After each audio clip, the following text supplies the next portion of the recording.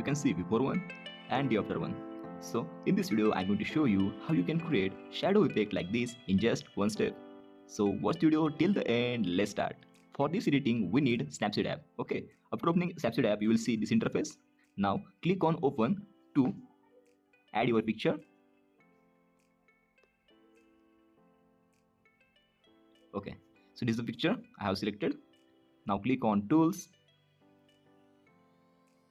and just scroll down and select double exposure tool. Simply click on open image and select the shadow photo. I have given shadow photo download link in description. You can download it from there. Okay, just select the shadow photo and just adjust it by dragging picture.